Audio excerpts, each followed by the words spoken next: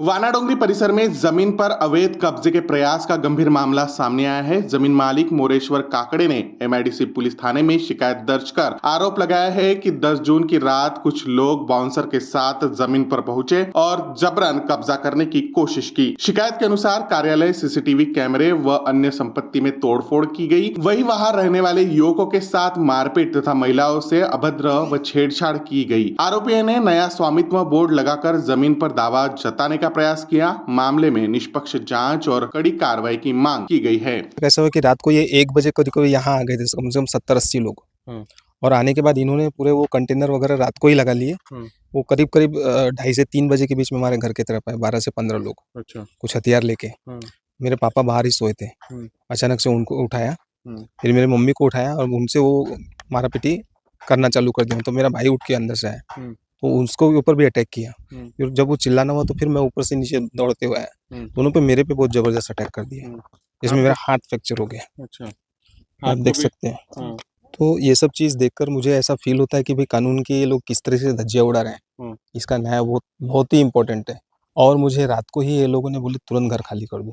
क्या बोला? तो मैं इतने उन्होंने बोले कि तुम खाली कर दो, नहीं तो तुमको जान से मार देंगे। मेरी वाइफ से खुद बदतमीजी की उन्होंने। अच्छा। चारों पांच कम से कम 10-12 लोगों ने घेर लिया मेरी वाइफ को। वो मेरी वाइफ को भी छेड़खानी कर रहे थे और उसको भी यही बोल रहे थे कि तुरंत घर खाली कर दो, नहीं तो मैं तुम्हारे ऊपर परिवार को खत्म कर देंगे। जबरदस्ती करने की कोशिश करे, हमको जबरदस्ती घर खाली कराने के लिए बोल रहे थे। कल रात की भैया वो मेरे देवर के मार रहे थे वो लोग। अच्छा। हम लोग अचानक आवाजें आई तो सुनिए, मैंने नीचे गई, पुनः आए तो अपने हस्बैंड के उठाई। 9 बजे का वो 3 बजे का वो रेंस 20-25 लोग रेंस काहे के लिए आए हम ये पता नहीं काहे के लिए आए। अचानक वो लोग अटैक क्या बोले, वो लोग मार मेरे देवर के पहले मारे। उन लोगों को हम लोग सुने, आवाजें आए तो नीचे गए। नीचे आए तो फिर अपने हस्बैंड को बुलाए, वो भी नीचे दौड़े तो मेरे देवर के मारे, मेरे सास के झटका दे रहे।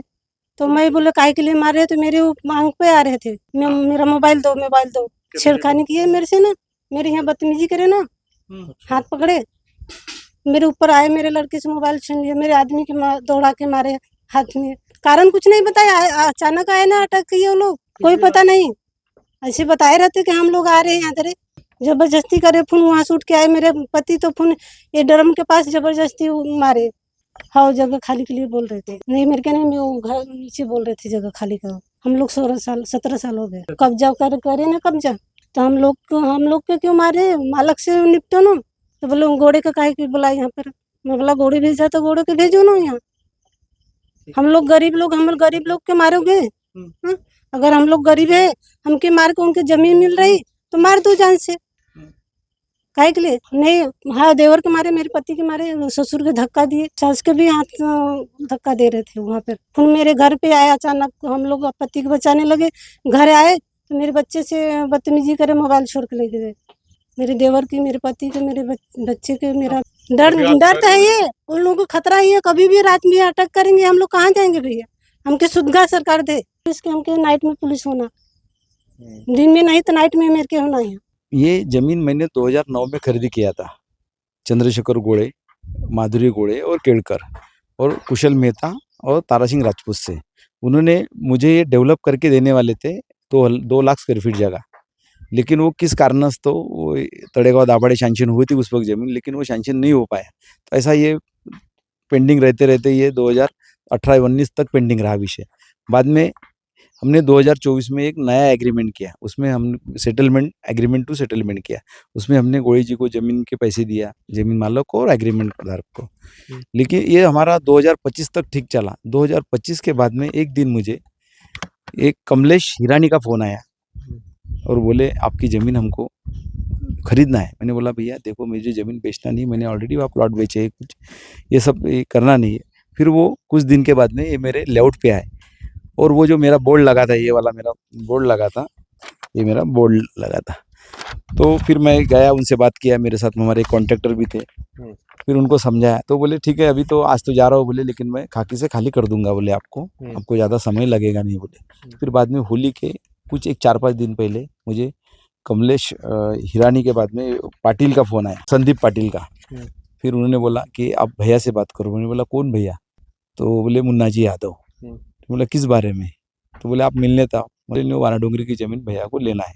मैंने बोला भैया मुझे बेचना ही नहीं, मैंने बेचने के लिए निकाला ही नहीं। और बोला वो हमारा लेआउट सैंक्शन करने का वो कोई प्रोविज़न चालू है। तो बोले नहीं हमको ले देना है आपको ये ज़मीन, बाकी सब भूल जाओ आप सब अभी, नहीं तो हमको पता है कैसे करना है। फिर वो मैं बोला आप एक बार मिल लो मेरे को हमारे वकील के पास आके, तो बोले नहीं मैं नहीं आता, आप ही मिलो। फिर उनका संदीप पाटिल करके आदमी आया, उसने मेरे पूरे पेपर देखा, पूरे पेपर समझाया। बोले ठीक है, फिर भी बोले आप सोच लो बोले, और मेरे को हम ले लेंगे बोले 1-1.5 महीने। मैंने बोला भैया ऐसा नहीं है। फिर इन्होंने ये जो पिछला एफआईआर हुआ मेरा, उस वक्त ऐसी दोपहर में आके कब्जा मारा 50-60 लोगों को।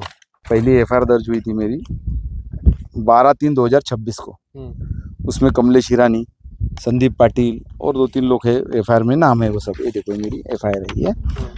उस वक्त फिर हमारे डीसीपी साहब ने, पीआई साहब ने इनको बुलाया, गोड़ी जी को बुलाया, बाद में ये कमलेश हिरानी को बुलाया, हमारे वकील साहब थे, सब जन ने इन्होंने देख के पेपर देखे, सब पेपर उनको ये बोला कि देखो आपका एग्रीमेंट है, आपने इनको पोजीशन दिया है, 20 साल से ये ताबा है इनका ज़मीन पे, अभी आप इसमें डिस्टर्ब नहीं कर सकते, आप अपना व्यवहार कर दीजिए जो भी है वो, क्योंकि उन्होंने भी कई प्लॉट बेचे, उन्होंने भी कई व्यवहार किए, पैसे गए होंगे। और आप लोग जो मीडिएटर हो या आए हो, ये आप मुन्ना यादव जी उस वक्त दिन भर पुलिस स्टेशन में बैठे थे। मेरे को उनका जो बेटा है करण करके, उन्होंने बोला काकड़े जी आप ज़्यादा होशियारी मत करो, ज़्यादा होशियारी करोगे तो हम आपकी मुंडी छाट देंगे। मैंने बोला देखो भाई ऐसा नहीं होता, आप पुलिस स्टेशन में बोला, हाँ मेरे साथ 4-5 लोग थे। बाद में रात में 10-12 बजे के बाद में 1:30 से 2 बजे के बीच में ये जो हमारे यहाँ रहने वाले जो परिवार, और इनके मोबाइल छीन लिया, उमेश करके उसको मारा, उसके मिसेस को छेड़छानी किया, और इनको बोला कि आज के आज अभी निकल जाओ। मैं अपना ये करके मैं यहाँ आया। फिर मैं आया तो ये सब दिखे मेरे को, मेरे पूरे बोर्ड तोड़ दिया, ये कंपाउंड ये कर दिया, ऑफिस तोड़ दिया, इनको ये कह, और मेरे को बोले आप यहाँ से निकल जाओ, नहीं तो हम लोग आपका भी गेम कर देंगे। फिर मैं यहाँ गया, यहाँ से पुलिस स्टेशन गया, पुलिस स्टेशन में बताया, फिर रात में फिर पुलिस स्टेशन गाड़ी आई, उन्होंने किया, इन लोगों को निकाला, फिर भी रात भर ही रुकते हैं लोग। हमारे माननीय मुख्यमंत्री साहब ने ये विषय पे ध्यान देना चाहिए, और बार बार बताते वो मैं मुख्यमंत्री साहब का आदमी हूँ, मैं ये कर लूँगा वो कर लूँगा, और उनका नाम खराब करने चाहते। लेकिन मुझे मालूम है, और इसके 3-4 दिन पहले मैंने ये पूरी फाइल सीएम साहब को दे दिया है, क्योंकि उनको भी पता चले कि विषय क्या है, पूरी तरह से समझाए। और ये जो वाल्मीकि करार जैसा विषय हो रहा है, ये मुन्ना जी यादव, इनके बच्चे, और इनके साथ में जो ये अभी 2-4 ये बुद्ध बावरे करके अभी लड़का है, ये तो एफआईआर दाखिल हुई है, फिर भी आज यहाँ घूम रहा है। एफआईआर दाखिल कल हुई, फिर भी आज इसको कोई डर नहीं। हमको बोलते हम तो ये औजार के साथ में घूमते। मुख्यमंत्री साहब से क्या मांग करते हैं? मुख्यमंत्री साहब से मैं यही चाहता हूँ कि ये ऐसे जो लोग हैं इनको सबक सिखाए, ये जो गलत तरीके से जो काम कर रहे हैं हमारे साथ, जो हमारे इतर व्यवहार जो कर रहे हैं, इन्होंने इनके ऊपर कड़ी से कड़ी कार्रवाई करना चाहिए और मुझे न्याय देना चाहिए।